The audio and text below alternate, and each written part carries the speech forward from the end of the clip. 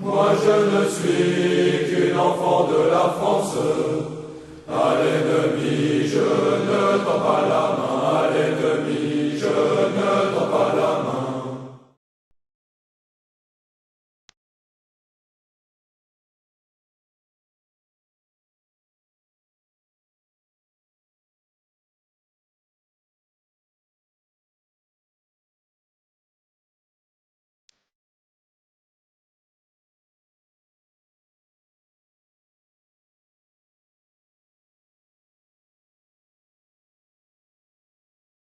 Pas de congrès en réel, mais toute une succession de rendez-vous vidéo qu'on a essayé de mettre en place ces dernières semaines pour que vous puissiez poser toutes les questions que vous vouliez aux différents responsables de la République souveraine et en particulier à Georges. Vous avez été plus de 100 à participer à ces réunions. Je crois, d'après les retours qu'on a eus, que vous avez trouvé que, bon, évidemment, il manquait un bout, hein, ce bout réel, ce bout humain que sont les interactions de face à face, mais en tout cas, vous avez été tous sensibles au fait de pouvoir parler librement et puis surtout d'échanger directement avec notre président ou avec la plupart d'entre nous. Donc ça, c'est vraiment une très bonne expérience et ça nous a donné envie de continuer à mettre en place ce type de rendez-vous qu'on va essayer de plus territorialiser la prochaine fois en essayant de permettre aux camarades de République souveraine qui habitent une région commune de pouvoir s'organiser et puis essayer de faire grossir les rangs des militants de notre organisation à l'échelle régionale. 18 mois, c'est l'histoire déjà de République souveraine, c'est déjà une histoire longue, puisqu'il nous arrivait toutes sortes de péripéties. Ces 18 mois, ça nous a appris à nous connaître, à nous apprécier aussi, et à fabriquer une sorte d'amalgame d'expériences et d'histoires différentes. Moi, quand Georges m'a sollicité, on était vraiment une poignée, en fait, dans une cuisine, je ne connaissais pas la plupart des interlocuteurs que je rencontrais à cette occasion. Et encore aujourd'hui, même s'il m'arrive d'échanger des dizaines de fois par jour avec certains d'entre vous, il y en a certains pour cause de Covid que j'ai toujours pas rencontrés dans la vie réelle. Donc ça donne une organisation à la fois curieuse, amicale, et puis dans lequel on a tous envie qu'on puisse sortir de cette espèce de tunnel pour enfin pouvoir se rencontrer, dîner, échanger, voilà, continuer à approfondir nos relations. Donc, comme vous le savez, République souveraine, c'est toute une série aussi de, d'origines, d'histoires personnelles différentes, de gens qui ont à la fois une expérience militante préalable, quelquefois déçus, hein, on ne va pas se le cacher, d'autres qui sont des premiers, des primo-militants, la première fois qu'ils s'engagent dans une organisation, et on a essayé évidemment chacun de partir de nos histoires, de nos déceptions aussi, pour essayer de fabriquer une organisation neuve qui tirait un certain nombre de conséquences de ce qu'on considérait qu'il fallait plus faire, et puis et aussi une organisation qui est à l'écoute des envies et des désirs de ceux qui, pour la première fois de leur vie, y compris même si ils sont avancés en âge, ont eu envie de s'engager. Donc ils avaient des désirs particuliers vis-à-vis d'une organisation politique. Donc on est vraiment à l'écoute pour essayer de fabriquer quelque chose à la fois de souple, de fraternel, de démocratique et aussi de bien organisé et d'efficace. Et donc dans l'optique d'exercer des responsabilités, puisque pour nous, l'engagement politique, c'est d'abord de se coller aux problèmes et d'essayer d'y apporter des solutions, de ne pas être toujours, de ne pas être dans l'imprécation, de ne pas être dans le tribunicien, de pas dire, mais plutôt de faire. Voilà, c'est ça un peu notre mantra. Donc, à la suite de cette vidéo, donc, vous trouverez quatre autres petites pastilles. D'abord, la présentation de la charte et de la déclaration de politique, déclaration synthétique de politique générale, qui sera présentée par notre vice-présidente qui s'appelle Kenza. Ensuite, vous verrez, à l'image de notre camarade Jean Valère, une présentation à la fois extrêmement directe, synthétique du fonctionnement de République souveraine. Je ris parce que Jean Valère est quelqu'un d'extrêmement structuré, donc vous avez vraiment une pastille d'utilité absolue, sans blabla, comme avec moi. Et puis, vous trouverez également une présentation par notre spécialiste Damien de nos statuts. Et puis, Évidemment, on clôturera cette séquence de fin de congrès, de dimanche de congrès virtuel, par une déclaration de politique globale de notre président Georges. Donc tout ça, tous ces éléments, charte, statut, éléments programmatiques, c'était des éléments dont on avait besoin, d'abord pour fixer notre identité, pour expliquer à l'extérieur ce qu'on était, parce que vous avez sûrement lu beaucoup de choses sur nous, sur les procès d'intention qui nous sont faits. Donc on a décidé, à l'occasion de ce premier congrès, de vous proposer à la fois une charte de comportement, une charte de valeurs aussi, qui s'adresse à l'ensemble des militants, et puis une déclaration synthétique qui présente un certain nombre de propositions politiques pour que vous puissiez aussi vous en servir comme des moyens militants aussi pour nous faire mieux connaître, aussi pour lever aussi quelques incompréhensions qui peuvent exister ça et là, et puis pour expliquer en quoi République souveraine est différente des autres organisations politiques ou de l'offre politique en général, et à la fois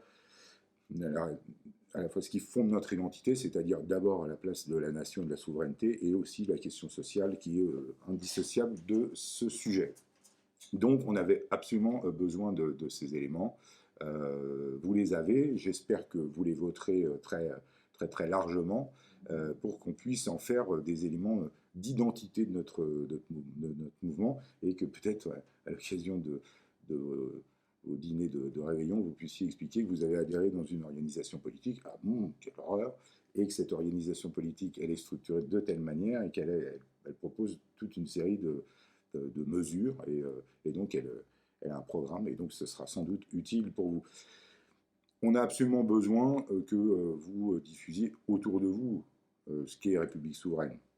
À cette occasion, en tant que secrétaire général, je vous le dis de la manière la plus directe possible, si vous avez besoin d'éléments de tracts, d'affiches, toutes sortes de documents qui sont nécessaires à l'exposition de ce qu'est République souveraine, faites appel à nous, on est à votre disposition. Alors évidemment, on n'est pas une organisation qui est très riche pour l'instant, mais on a décidé de n'avoir aucun frais de structure, aucun frais fixe, et donc de réinjecter l'intégralité de ce qui est notre capacité de financement, qui repose sur vos cotisations, et uniquement sur vos cotisations, en matériel militant. Donc n'hésitez pas à nous solliciter si vous avez besoin de telle ou telle chose. Vous-même, parce que vous connaissez bien mieux que quiconque les endroits dans lesquels vous habitez, vous avez sûrement imaginé des moyens de communication, des moyens de rédiger des tracts, des moyens de faire des affiches, des visuels, etc.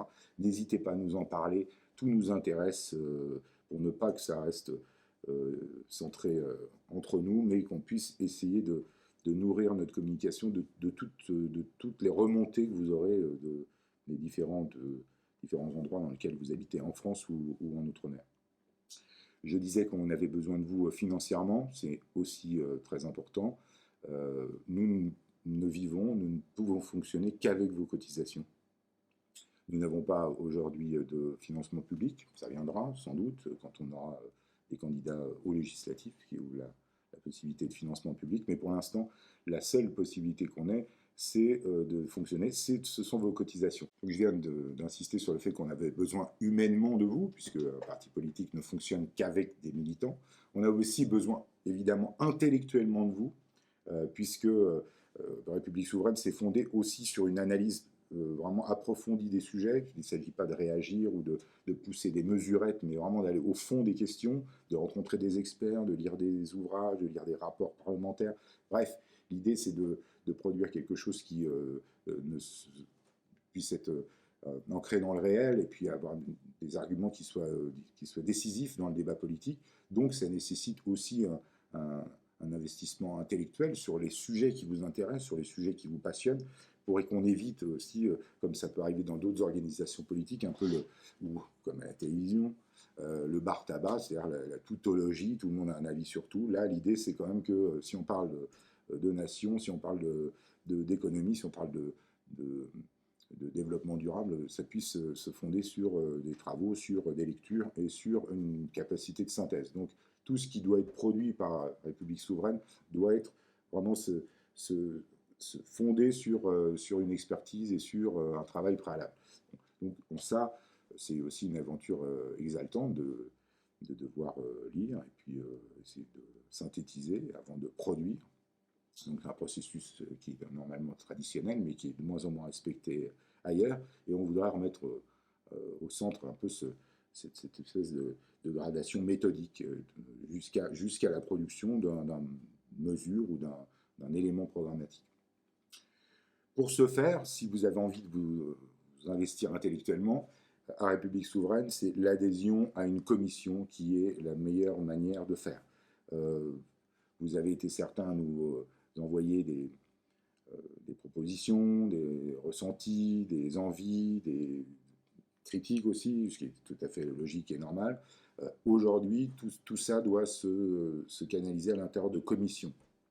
Aujourd'hui, vous avez toute une série de commissions qui sont dirigées par des animateurs de commissions qui constituent une sorte de ce qu'on a appelé gouvernement fantôme, mais qui reprend à peu près ce que sont les grandes responsabilités à l'intérieur de l'État, les grands ministères. Donc vous avez chaque commission qui recouvre un ministère, et à l'intérieur de ces commissions, vous avez la capacité de croiser vos arguments, vos positions avec d'autres, et comme ça le fait en général la République souveraine, le dialogue, l'échange, les engueulades de temps en temps, et la synthèse donne des résultats plutôt élevés par rapport à ce qu'est le reste de l'offre politique. Et donc, c'est aussi un exercice qui est vraiment intéressant de se confronter d'abord à ses camarades, de s'engueuler sur des points, et puis d'arriver à ciseler quelque chose, et puis ensuite de le faire remonter pour que ça devienne un élément programmatique. Donc ça, c'est vraiment très très important que vous adhériez à une commission. Ensuite, évidemment, pour ceux qui ne l'ont pas fait, vous pouvez adhérer aussi à notre réseau social. Tous ces éléments de communication numérique, etc., sont mis en place, gérés et surveillés comme le lait sur le feu par notre Shiva, notre expert, notre magicien Pedro, qui s'occupe de tout ça, et à qui on doit une grande partie de notre efficacité aussi sur les différentes plateformes, et donc qui restera à votre disposition pour continuer à inventer des outils qui correspondent. On a quelques idées un peu rocambolesques pour les prochaines semaines, prochains mois à venir, mais on ne pourra le faire qu'avec vous. Et puis, dernier point, on a besoin de vous financièrement, puisque la République souveraine est une organisation qui ne fonctionne qu'avec les cotisations de ses adhérents.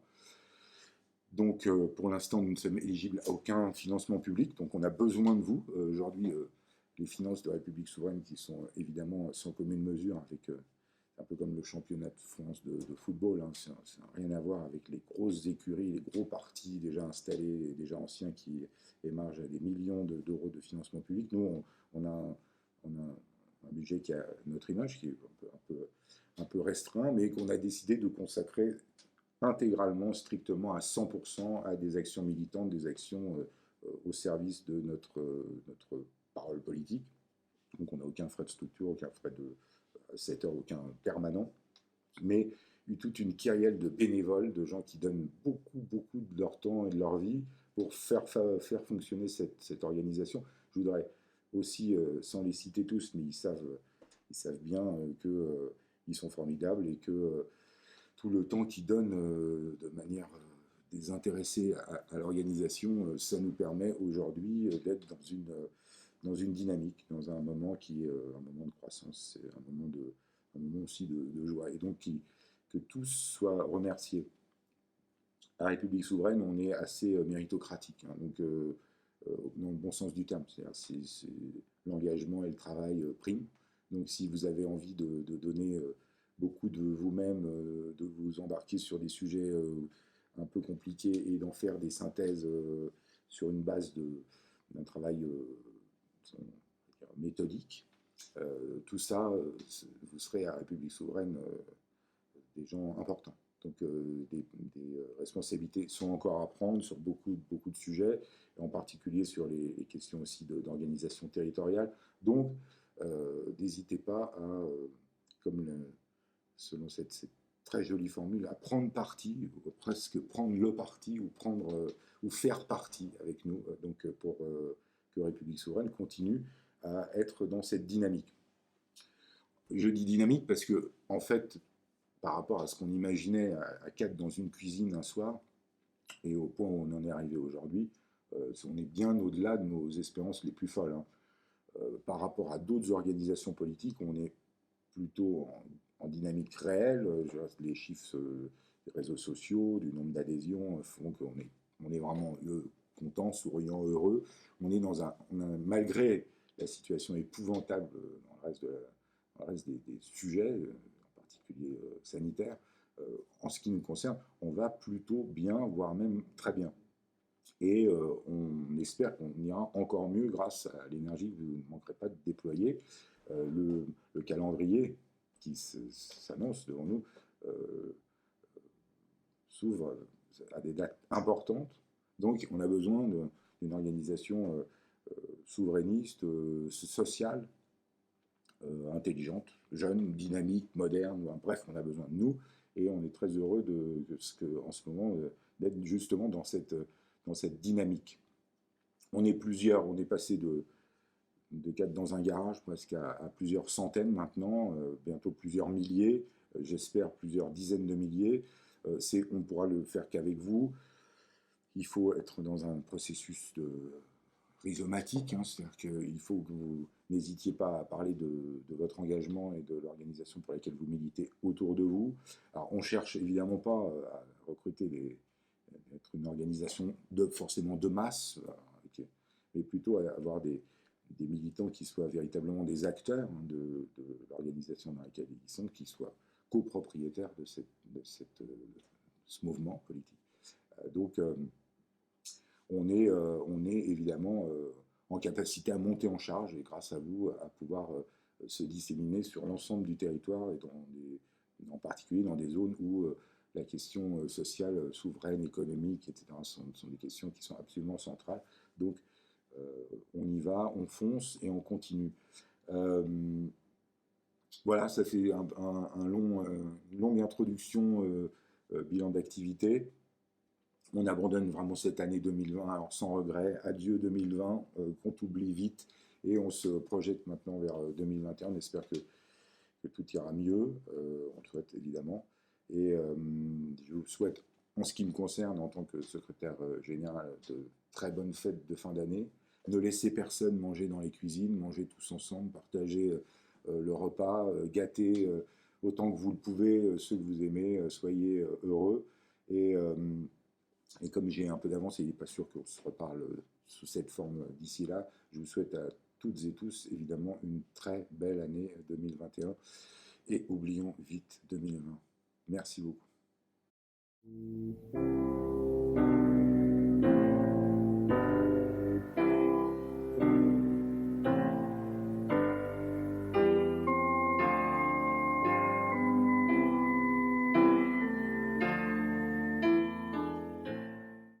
Bonjour, je suis Kenza Belliard et j'ai eu l'honneur d'être sollicitée pour vous présenter la Charte de République souveraine. Donc, j'espère être à la hauteur. Je suis salariée d'une association dans le domaine de l'insertion professionnelle et des politiques publiques de l'emploi. Je suis maman de 2 enfants, je suis salariée, je ne vis pas de la politique et comme vous, j'ai une vie, la vie ordinaire. Vous voyez, pardonnez-moi, je suis chez moi, je suis en plein déménagement et je prends quelques minutes pour faire cette vidéo. Alors pardonnez le côté un petit peu dans le jus et un petit peu amateur des choses. À République souveraine, nous avons un certain nombre de principes qu'il est bon d'énoncer pour nous, pour être au clair de ce que nous allons porter, de ce que nous défendons quand nous nous présentons devant les citoyens, mais c'est également une façon de nous prémunir d'un certain nombre de procès d'intention stériles. À République souveraine, nous défendons la République sociale, laïque, indivisible et démocratique. À République souveraine, nous n'avons pas peur également d'affirmer que nous sommes patriotes. Nous défendons la nation, la patrie, nous n'avons pas peur de dire que nous aimons la France. Nous sommes également contre toute forme de discrimination, nous combattons toute forme de racisme et d'antisémitisme. Aimer la France, être patriote ne signifie pas que nous rejetons les autres et que nous avons des préjugés sur les autres, bien au contraire. Nous nous plaçons dans la communauté humaine, fraternelle, nous sommes pour la coopération entre les nations souveraines, nous sommes pour la diversité, nous sommes également pour le droit de chacun de vivre avec son héritage culturel, avec son histoire. Mais les différences, les héritages, les parcours, les histoires de chacun ne doivent pas être une source de revendication de droits différents. Je ne suis pas née en France, je suis née au Maroc, je suis fière de mon pays, je suis née, j'ai grandi au Maroc, mon père est marocain, ma mère est française, je suis fière de ma culture, je suis fière de mon histoire, mais je suis également fière de la France, j'aime la France, et j'ai pu m'émanciper, moi, grâce à la République qui donne le droit à l'indifférence, et non pas le droit à la différence, aux différences comme injonction à résidence communautaire, comme la source de la lutte des mémoires, des concurrences victimaires. Ah, c'est pour ça que je me reconnais dans les valeurs de République souveraine qui lutte contre le communautarisme qui vient segmenter notre société. À l'heure où nous avons besoin d'être forts, unis, apaisés, fiers de nous, car des combats, il y en a à mener. Des combats contre l'oligarchie, contre une aristocratie déconnecté des aspirations de l'immense majorité des Français, l'aspiration à vivre dans la dignité, les aspirations du monde du travail à qui il est fait bien trop de mal depuis toutes ces années. À République souveraine, nous sommes les héritiers de la glorieuse révolution de 1789, cette révolution qui a aboli 1000 ans de féodalité et qui a fait naître les citoyens, des citoyens qui ont cessé d'être des sujets. Nous sommes également les héritiers du Conseil national de la résistance. Souvenez-vous le titre du programme du CNR, Les Jours Heureux. Quel titre magnifique! Souvenez-vous qu'au sortir de la Deuxième Guerre mondiale, dans un pays ravagé, rongé par la misère, des hommes comme Ambroise Croizat ou le général de Gaulle ont eu l'ambition pour la France, mais également pour les Français, de croire et de mettre en œuvre en quelques années un programme qui nous a tous libérés de la peur du lendemain, qui a redonné sa noblesse et sa fierté, sa dignité au monde du travail, grâce au régime général de la sécurité sociale qui a été mis en œuvre grâce au combat d'Ambroise Croizat, militant du PCF, de la CGT, qui était un ouvrier, qui a travaillé. Souvenez-vous de ces hommes politiques issus du peuple, ces hommes du peuple qui ont été des héros, qui se sont battus, loin de cette oligarchie, de ces gens complètement déconnectés du monde du travail et des aspirations du peuple. L'héritage du CNR est consciencieusement détricoté depuis 70 ans par le patronat, par des gens qui veulent asservir le monde du travail. À République souveraine, nous nous battons également pour l'égalité des sexes. Il est hors de question d'accepter toute forme d'idéologie, de compromission. À République souveraine, nous refusons toutes les politiques qui vont à l'encontre des intérêts de la nation et du peuple. Ainsi, il faut assumer de dire qu'il faut sortir de l'OTAN, il faut refuser tous les traités qui mettent en place des normes extraterritoriales, il faut sortir de l'Union européenne et se défaire de l'euro qui n'est qu'un instrument de domination. Il nous a coupé de nos outils de politique économique, qu'elles soient budgétaires ou monétaires. Nous sommes universalistes, c'est-à-dire que nous considérons l'ensemble des êtres humains comme une seule et grande famille qui partage la même destinée. Nous avons le même droit à la dignité, quelles que soient nos origines, quelle que soit notre couleur de peau. Les Français ont un droit inaliénable à la sûreté, à la sécurité, à la santé, à l'éducation et à la protection, dans la vieillesse, dans la maladie et dans notre parcours professionnel. Nous avons droit à la sécurité de l'emploi et à la dignité. La République est laïque, nous l'affirmons. Les identités, qu'elles soient liées à nos origines étrangères, comme moi, régionales, à la religion, au sexe ou à l'orientation sexuelle, sont respectées à République souveraine. Elles sont importantes dans nos vies privées, mais elles ne doivent provoquer ni discrimination, ni invocation ou revendication à des droits particuliers.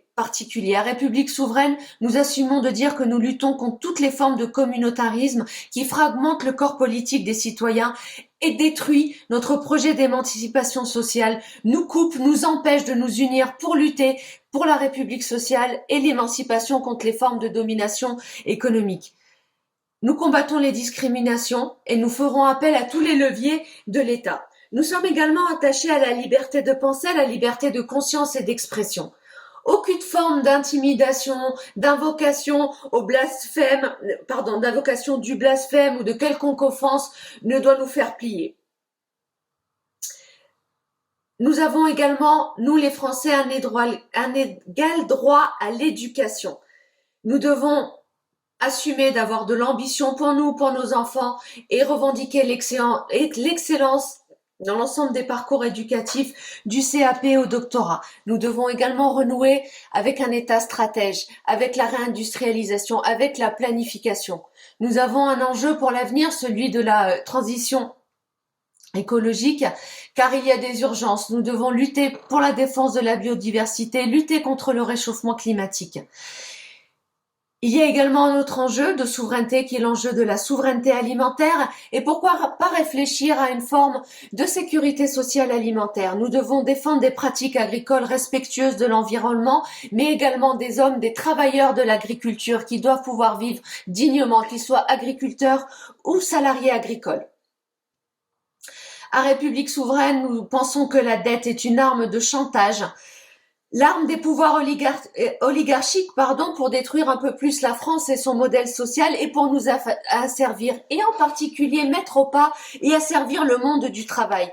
Vous l'avez compris, la République est en danger. Il s'agit, pour nous, de la défendre contre une oligarchie qui ne lutte et qui ne défend que ses propres intérêts, la défendre contre des puissances étrangères qui défendent des idéologies qui ne sont pas les nôtres, des idéologies de différentialisme, de partition.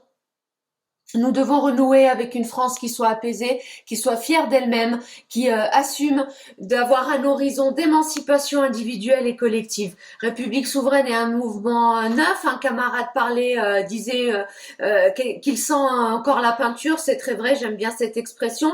Et c'est également, comme beaucoup d'organisations politiques, associatives ou syndicales, encore très masculin, voilà. Eh bien, un petit mot pour vous, mesdames. Il s'agit, pour les femmes de prendre leur part, voilà, d'oser prendre leur place également. Moi, je suis pas mieux que vous. Je suis salariée, j'ai une vie ordinaire, j'ai une vie quotidienne comme tout le monde. Je dois faire les courses, m'occuper des enfants, faire les devoirs, faire le ménage. Mais osez prendre votre place. Tout le monde a les capacités, qu'on soit homme ou femme. Tout le monde a des talents. Tout le monde, absolument, tout le monde a des talents, tout le monde a des envies. La réalité, elle est celle que nous fabriquons avec nos pensées, avec nos croyances, qu'elles soient positives ou limitantes. Si nous pensons que nous ne sommes pas capables, si nous pensons que c'est trop fatigant, si nous pensons que ça va nous coûter trop cher, forcément, nous produirons cette réalité dans laquelle ce sont toujours les mêmes qui prennent les places, ce sont toujours les mêmes qui se portent volontaires. Alors voilà, cherche à chacun de prendre sa place, de se retrousser les manches. Vous voyez, j'ose, j'assume, je suis fatiguée, je bafouille un peu à certains moments, mais c'est pas grave. Voilà, donc à chacun de prendre sa part, ses petits outils, et de faire sa part, petite ou grande, peu importe. Merci beaucoup, à bientôt.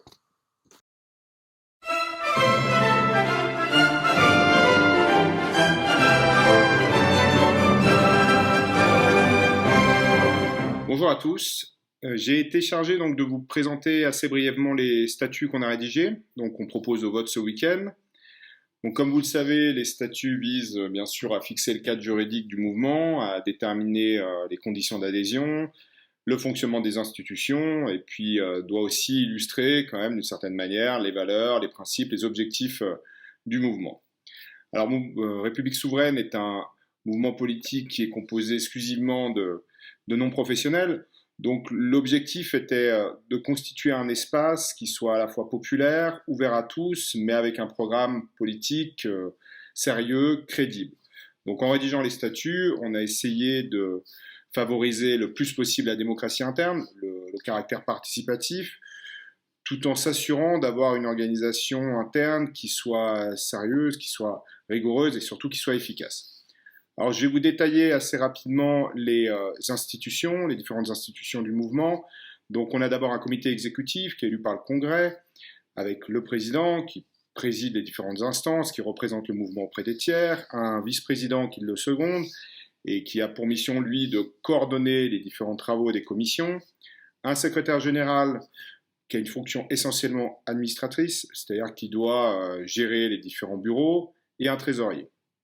À côté de ce comité est élu donc, sur la même liste un gouvernement fantôme ou shadow cabinet qui est composé donc, de 16 membres au moins.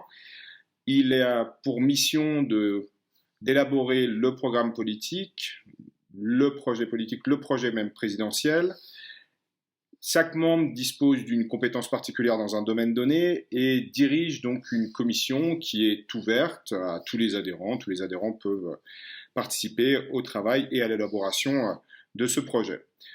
On a ensuite 5 bureaux qui ont une fonction d'administration, d'organisation du mouvement, avec un bureau des adhérents qui a pour charge l'accueil des adhérents et la communication interne, un bureau des fédérations qui, lui, doit assurer la coordination entre les instances nationales et les instances territoriales, aider à la structuration du mouvement dans les départements et dans les régions.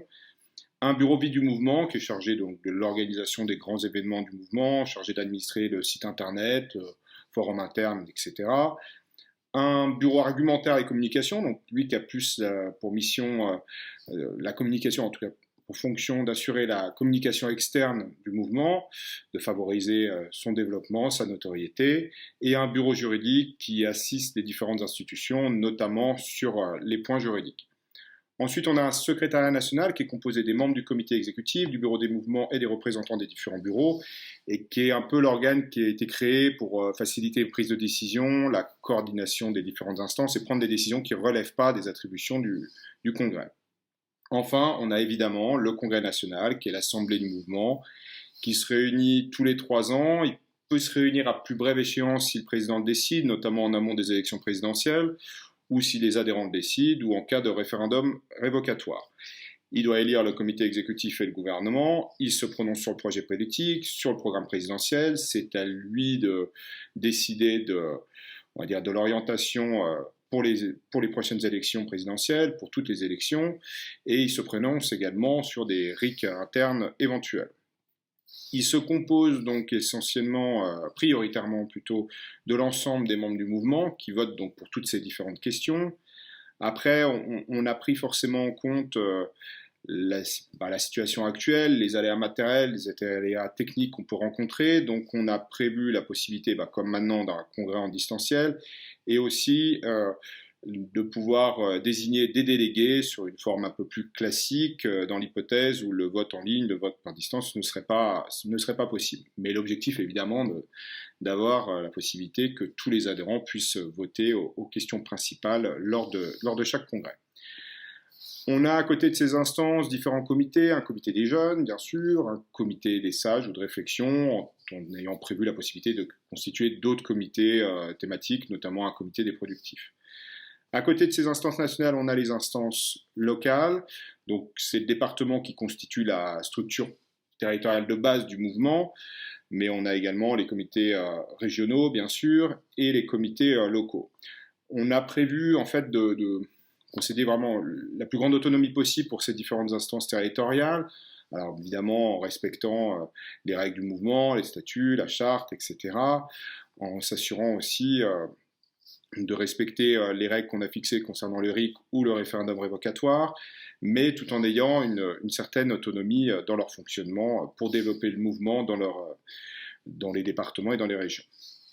Ensuite, vous pourrez voir que dans les statuts, on a fixé toute une partie intitulée Le droit des militants. République souveraine s'entendant encore une fois comme une organisation ouverte où chacun est amené à travailler, donc évidemment en fonction de ses capacités, de sa disponibilité, de ses souhaits aussi. On a essayé de développer le plus possible le droit de chacun à participer au mouvement. Donc d'abord évidemment c'est la possibilité de constituer des listes, donc des listes comité exécutif et gouvernement du mouvement, la possibilité de rejoindre une commission thématique, de travailler dans ces commissions thématiques, de postuler aux postes de référents locaux, responsables des bureaux, de participer au travail des bureaux, le droit également de demander un congrès exceptionnel. On a prévu donc un droit à la formation, c'est-à-dire que les instances nationales sont tenues de tenir régulièrement informés les adhérents des décisions qui sont prises, du travail qui est réalisé. Il y a donc l'intranet, il y a une lettre d'information, la possibilité de poser des questions également. Il y a aussi un droit de proposition, c'est-à-dire que les militants sur des questions programmatiques ou des questions de stratégie peuvent interroger le secrétariat national ou les responsables. Ils peuvent aussi soumettre des propositions aux différents bureaux. On a prévu aussi, et c'était important, une partie sur le droit à la vie privée. On est bien conscient que n'étant pas des professionnels, c'est parfois difficile de s'investir. Il y en a certains qui veulent rester anonymes, donc on a prévu un droit à l'anonymat. On a prévu aussi la possibilité d'être secondé. La plupart des postes peuvent solliciter à être secondés par un ou plusieurs membres de leur choix pour les aider dans leur travail, parce que c'est difficile et c'est quand même très chronophage. L'adhérent peut également demander à être suppléé pour une durée de plusieurs mois s'il a des difficultés à assurer sa mission et bien sûr quitter son poste sans délai et sans motif. Enfin, on a créé deux mécanismes, on a prévu deux mécanismes auxquels on était quand même tous très attachés, et en particulier Georgie, mais qui n'ont pas été très simples à mettre en œuvre et à mettre en musique, que sont le RIC interne et le référendum révocatoire. Donc le RIC interne, il y a la possibilité pour le président, bien sûr, et pour le gouvernement du mouvement de soumettre à référendum une question portant sur la stratégie, etc., ou l'orientation du mouvement. Mais il y a la possibilité également pour les adhérents de soumettre un thème ou une question qui seront alors après instruits par le gouvernement du mouvement, qui disposera, et par les différentes commissions, qui disposera d'un délai pour soumettre une proposition programmatique sur la question posée par les adhérents, qui sera ensuite soumise à référendum des différents adhérents, de tous les adhérents du mouvement.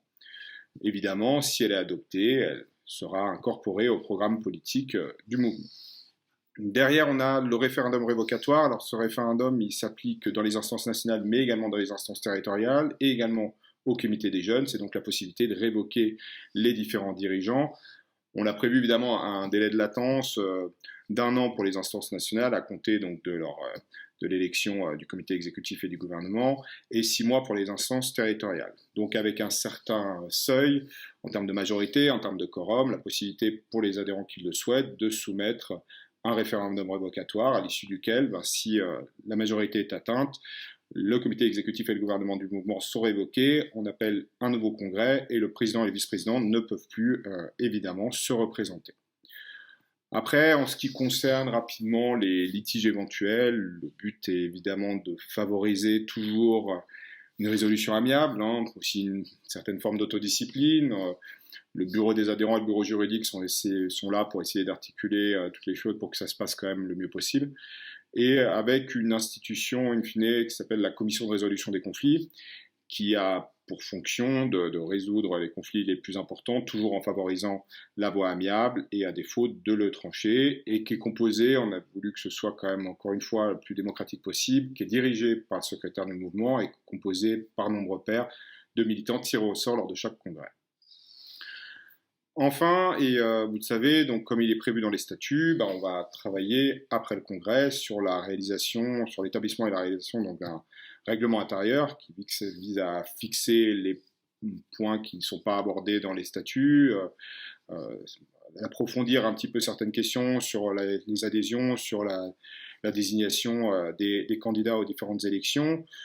On s'est fondé un peu sur ce qui a été dit ces dernières semaines, donc on va commencer à travailler après le congrès, donc il ne faudra pas hésiter à nous faire part évidemment des questions que vous pouvez avoir sur ce qui a été dit, sur les statuts en question, mais également les points sur lesquels vous voudriez qu'on insiste, les craintes éventuelles, les points importants, qui vous paraissent importants. Voilà, n'hésitez pas si vous avez les moindres questions.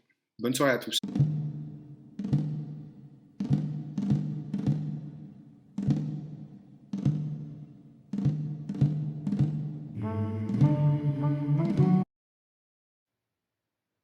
Bonjour à tous, je m'appelle Jean-Valère Baldacchino, je suis responsable de la commission Affaires intérieures et je suis également conseiller pour les questions corse auprès du président du mouvement. Comment s'organise République souveraine d'un point de vue territorial? De manière très simple, vous avez 3 niveaux. Un niveau local ou communal pour le dire autrement, un niveau départemental et un niveau régional. Les référents territoriaux bénéficieront d'un kit militant comprenant des outils de communication et des textes clés, comme les statuts et la charte de RS. Ils seront suivis, aidés et accompagnés dans leur fonction par un référent au niveau national.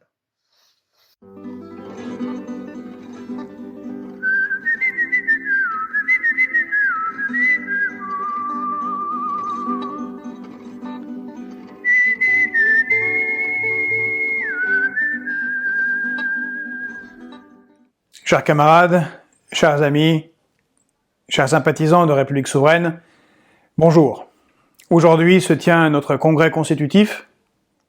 Alors, à vrai dire, ce congrès se tient depuis un mois, puisque nous n'avons pas pu le tenir dans des conditions normales en raison de la crise de la Covid-19. Nous avons donc décidé de faire contre mauvaise fortune bon cœur et de l'organiser de manière virtuelle, mais pas en 2 jours, donc sur un mois, afin de rencontrer le plus grand nombre possible de militants et de sympathisants. Nous avons organisé donc de très nombreuses sessions vidéo, où nous avons pu débattre, discuter, argumenter tel ou tel point de la charte ou du texte d'orientation programmatique qui ont été modifiés grâce à l'ensemble de vos apports, et je vous en remercie. Ce congrès a été donc l'occasion pour moi de rencontrer plus de 120 militants et de les connaître un peu plus, humainement. Eh bien, c'est ce que nous faisons également aujourd'hui, chacun de chez soi, dans des conditions où les choses peuvent être filmées. D'ailleurs, je m'excuse si j'ai des quintes de tout, car pendant ce mois, j'ai également été malade du Covid pendant 3 semaines avec toute ma famille, et ça s'en ressent quelque peu en termes de fatigue. Mais c'est comme ça. Et également, comme je suis l'heureux papa de 3 petites filles, eh bien vous risquez peut-être de les entendre crier parce que j'ai un bébé et que les bébés, eh bien, font ce qu'ils veulent. Alors, ça a été l'occasion, j'ai dit, de nous connaître un peu mieux. Vous savez, vous me connaissez au titre de mes activités politiques, en particulier avec République souveraine. Mais peut-être que vous ne connaissez pas mon parcours, et c'est l'occasion, comme aux autres membres du secrétariat national, de nous présenter. Alors, donc je vous l'ai dit, je suis marié, j'ai 47 ans, je suis l'heureux père de 3 petites filles, et j'ai fait de nombreuses choses dans ma vie. Alors je ne vais pas tout vous raconter, mais j'ai été humanitaire dans ma jeunesse, en Afrique subsaharienne, et puis en France, auprès des sans-abri. Avec quelques amis, nous avons créé Autre Monde, association humanitaire, et je peux constater en 25 ans que malheureusement, les dégâts du néolibéralisme se sentent tout particulièrement sur cette catégorie des Français les plus pauvres et ceux qui finissent dans la rue, qui sont malheureusement sans abri. Il est clair que les choses de ce côté-là ne s'arrangent pas. J'ai ensuite enseigné quelques années à l'université, et puis j'ai fait mon service militaire en tant qu'officier. Ensuite, je me suis engagé dans ce que l'on appelle la réserve opérationnelle, ce qui m'a conduit à aller en OPEX. J'ai donc servi notre pays et je sais ce que c'est que d'être envoyé en mission, en laissant sa famille derrière, pour défendre les intérêts de notre pays. Et je mesure l'engagement de ceux qui le font, que ce soit à l'étranger ou en France. J'ai également, alors c'était peut-être encore plus tôt, dû travailler et dû avoir de nombreux emplois. Durant mes études, j'ai par exemple été de nombreuses années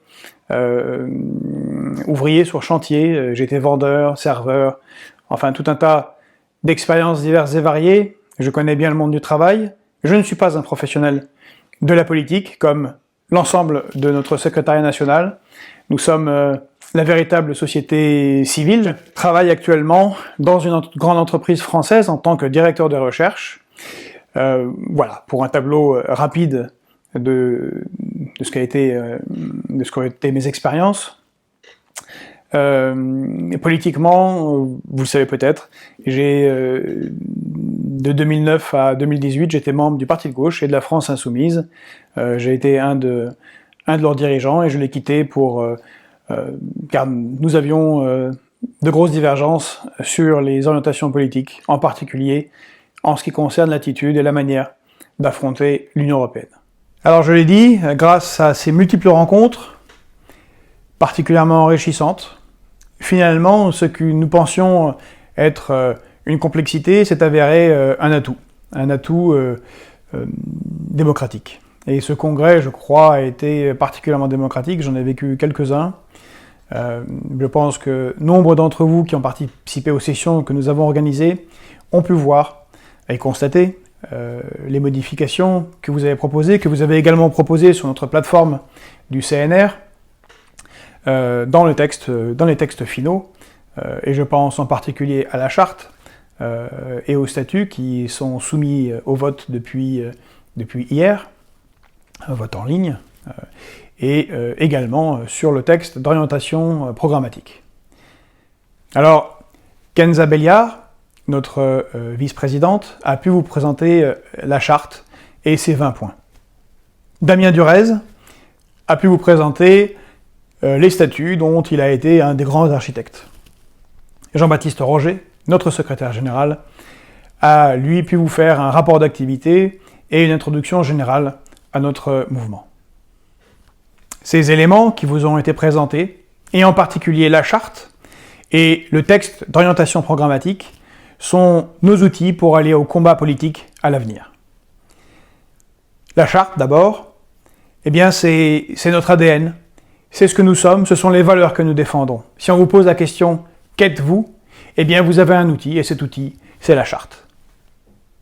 Cette charte nous permet également d'éviter tous les xénophobes d'extrême droite, et aussi tous ceux qui, à l'extrême gauche, détestent la nation française. Je crois que cette charte trace une ligne claire et nette, et qu'elle est, par sa nature, par les valeurs qu'elle défend, par les engagements qui y sont pris, à même de mobiliser très largement dans notre pays. Je crois que cette ligne que nous défendons est une ligne majoritaire.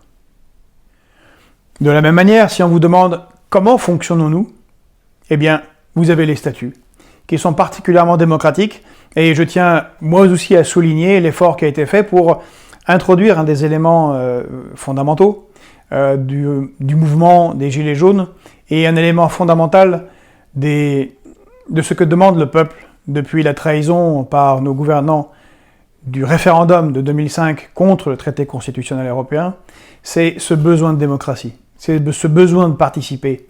Et sûrement, ce ras-le-bol de voir des hommes et des femmes politiques trahir leurs idéaux, trahir ce pourquoi ils se sont engagés en politique, trahir leurs promesses électorales. Alors nous avons mis en place, au sein de notre mouvement politique, et c'est une première, le RIM, qui fait écho au RIC.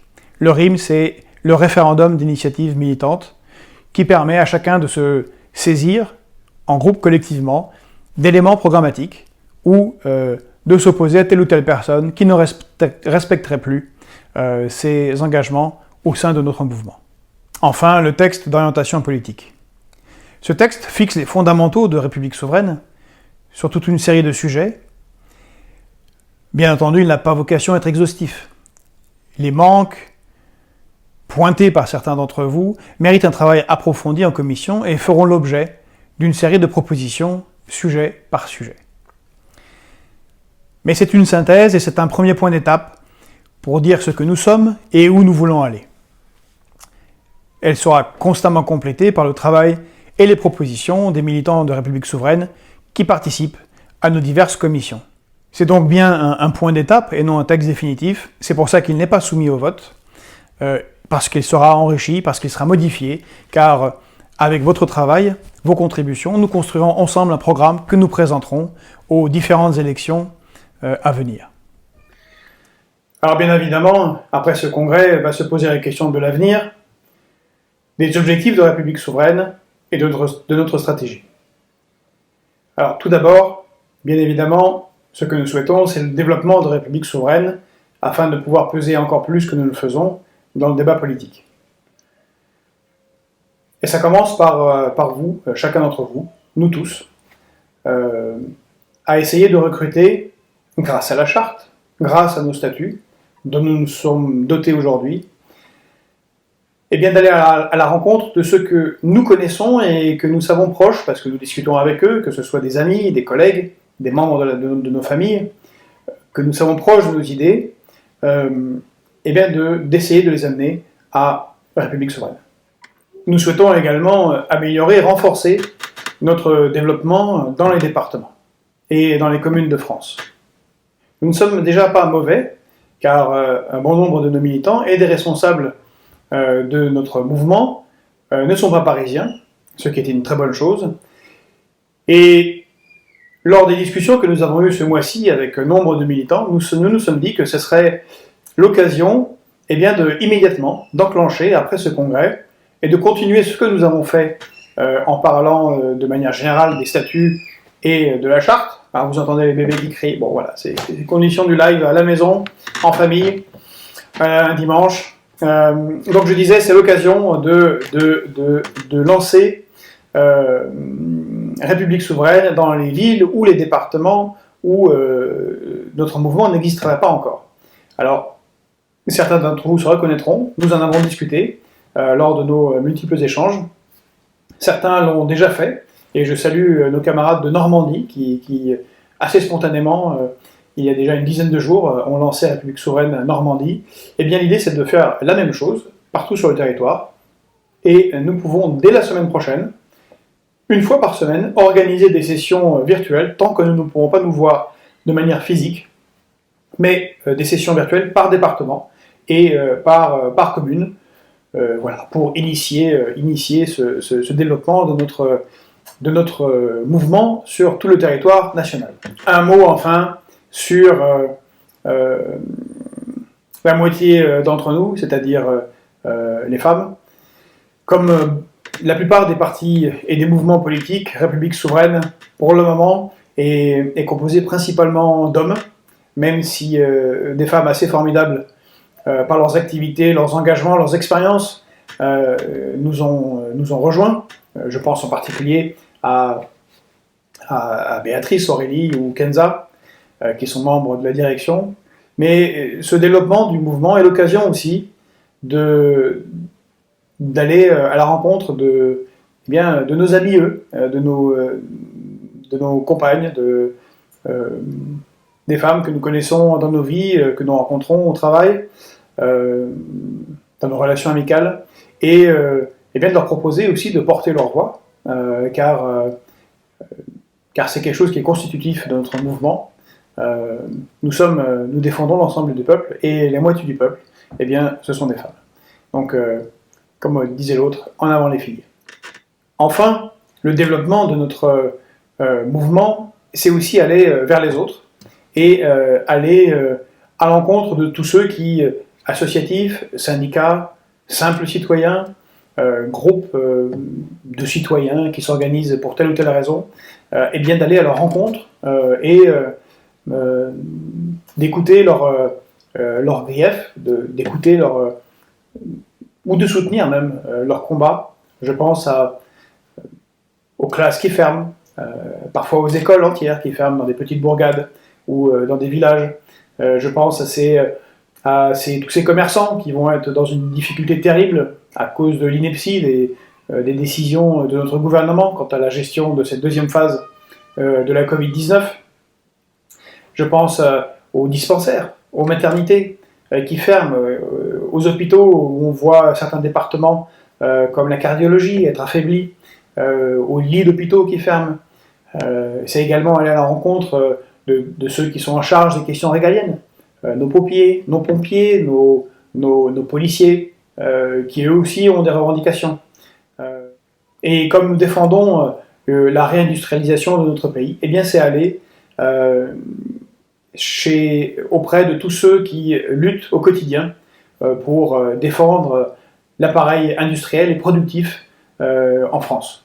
Alors récemment, vous l'avez peut-être vu, nous avons soutenu et nous continuons à soutenir les salariés de General Electric Villeurbanne et de General Electric en général, lesquels, suite à la vente d'Alstom, sont maintenant vendus à la découpe, licenciés. Ce sont 639 emplois qui sont menacés. Nous étions avec eux devant le ministère de l'économie pour au moins faire réagir le ministre de l'économie qui ne fait pas grand-chose à part supplier et mendier là où il devrait agir. C'est également le soutien à nos amis et camarades de Nokia 5G qui eux aussi sont menacés de délocalisation, eux en Pologne.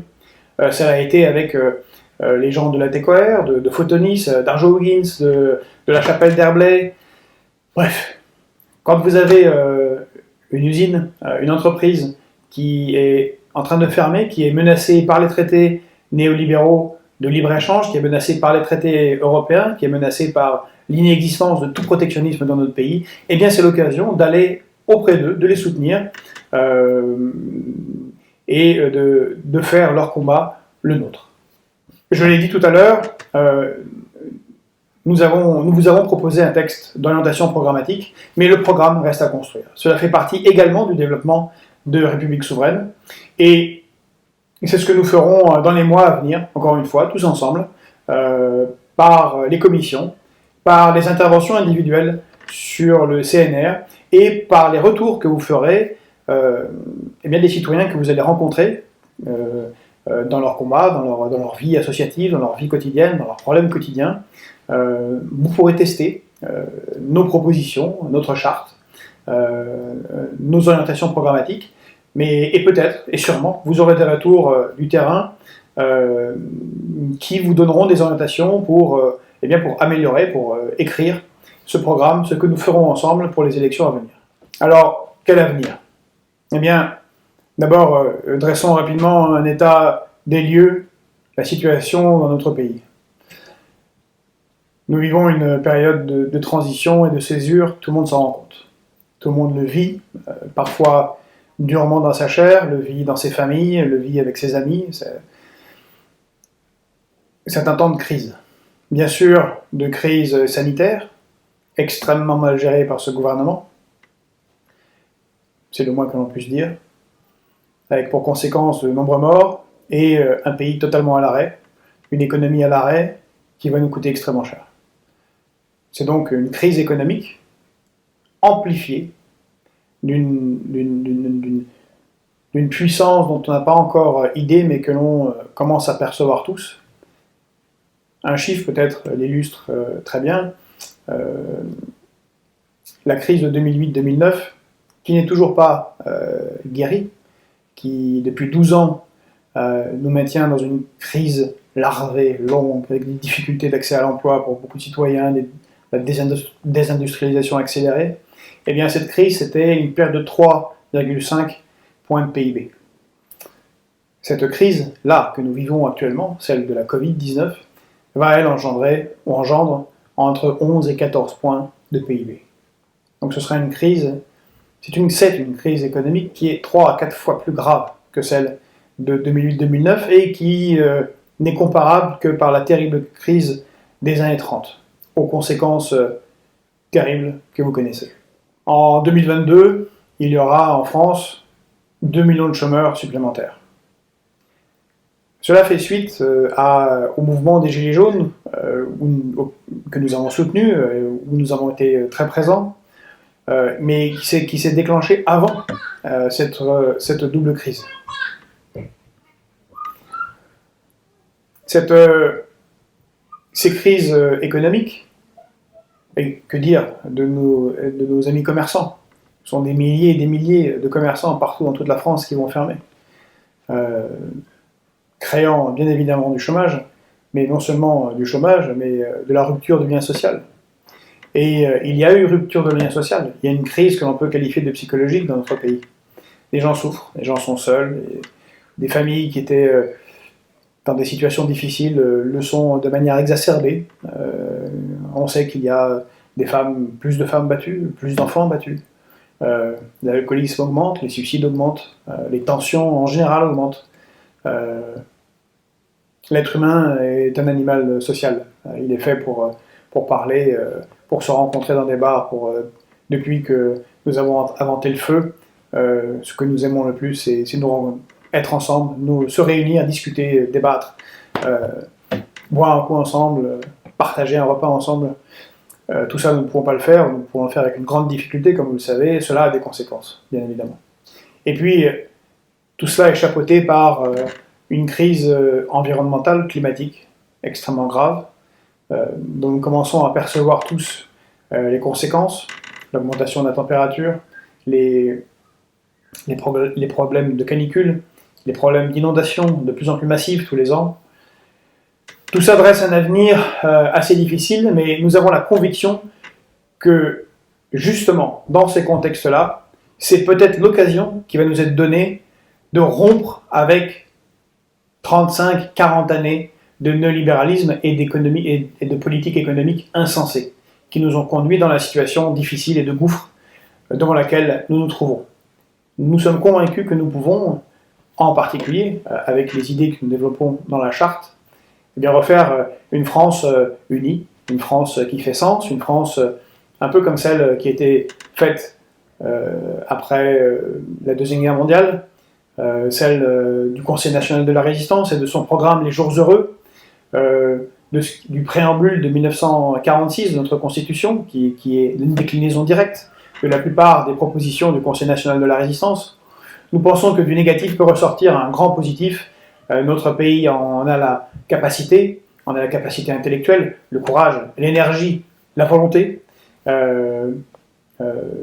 Il n'attend que des responsables politiques qui soient prêts à mener ce combat, et je crois que c'est vous et nous qui pouvons le faire et qui devons le faire pour notre patrie. Avant que ne se manifestent de multiples manières, nous ne les connaissons pas encore, mais les conséquences de ces diverses crises, il y a également les enjeux électoraux des institutions dans lesquelles se déploie actuellement notre démocratie. Elle est bien imparfaite, mais c'est le champ de notre intervention politique pour le moment.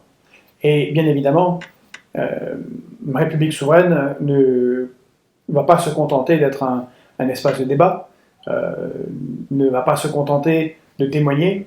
Notre objectif est bien la prise de pouvoir, que ce soit par nous-mêmes, mais sûrement avec d'autres, toujours dans le respect des points que nous avons développés dans notre charte et qui, je le répète, nous permettront, j'en suis convaincu, de rassembler largement. Alors les élections qui se présentent devant nous, il y en a 3, bien sûr la principale, l'élection présidentielle. Nous verrons pour cette élection quel sera notre positionnement. Pour le moment, rien n'est décidé. Tout va dépendre des circonstances, de l'évolution des événements, des candidats qui seront présents ou qui ne seront pas présents. Les choses ne sont pas encore claires, elles restent à être définies, mais il est bien évident que d'une manière ou d'une autre, nous peserons de tout notre poids dans cette élection. L'autre élection, qui est tout aussi importante, car les multiples réformes constitutionnelles ont malheureusement effacé l'importance de notre Parlement, mais c'est l'élection législative qui suit l'élection présidentielle. Et bien évidemment, la République souveraine sera présente. C'est sûrement notre élection principale, c'est une élection nationale où sont débattues les questions nationales que nous défendons, en particulier la souveraineté nationale, la souveraineté populaire, la reconquête de la démocratie. Nous présenterons donc des candidats partout où ce sera possible. Et je vous demande, ceux qui regardez cette vidéo, ceux qui suivent ce congrès, eh bien de réfléchir si vous ne vous sentez pas à l'étoffe, l'énergie aussi, eh bien c'est évidemment la possibilité de vous engager dans ce combat qui vient. Avant ces deux élections centrales dans notre démocratie, nous avons les élections régionales. Alors le gouvernement, en fonction de l'amélioration de sa perception d'après les sondages, se propose de reporter un peu moins, ou de ne pas reporter, ou de reporter à nouveau les élections régionales. La rumeur qui court jusqu'à maintenant nous incite à penser que ces élections se tiendront en juin. Eh bien, nous y participerons. Bien évidemment, il nous semble difficile d'y participer dans toutes les régions de France, mais nous allons choisir 3 ou 4 régions où nous avons une forte présence militante et où nous irons au combat en portant nos valeurs, et ce sera le moyen de faire un galop d'essai pour les élections législatives.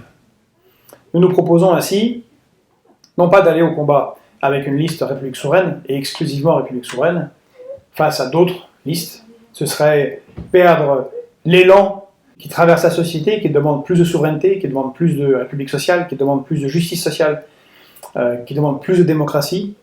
mais de nous réunir dans une liste commune, qui n'existe pas encore, mais avec toutes les formations politiques qui seraient d'accord avec les points principaux de notre charte, avec les associations qui seraient également en accord, ou les simples citoyens sans attache associative ou politique, afin de constituer des listes, de nous renforcer mutuellement et d'aller ensemble au combat face à une oligarchie qui, depuis trop longtemps, truste le pouvoir en France. Voilà, chers amis et chers camarades, ce qu'est l'avenir de République souveraine. Il n'a pour le moment pas grand-chose à y gagner, quoique, encore une fois, je vous le dis, ça a été un moment de rencontre. Ça a été un moment où beaucoup ont cessé de se sentir seuls, où beaucoup attendaient ce que nous avons proposé avec la charte, c'est-à-dire un objectif clair et net, avec une proposition de pré-programmatique. C'est ce que nous offrons au débat politique en France. J'ai un immense espoir qui me vient bien sûr des rencontres que j'ai faites avec vous ce mois-ci, mais également avec toutes les rencontres que j'ai pu faire en France, car j'ai la chance d'avoir un métier, des activités qui me font voyager. Il y a un immense espoir, et une volonté de changement très forte chez nos concitoyens. À nous de saisir ce moment historique qui se présente devant nous, d'aller de l'avant et d'œuvrer pour l'intérêt général, pour la grandeur de notre pays, pour le renforcement de la République sociale. J'y crois et je vous dis à bientôt pour de nouveaux combats, à bientôt pour de nouvelles rencontres. Et voilà, un petit bébé, c'est l'espoir.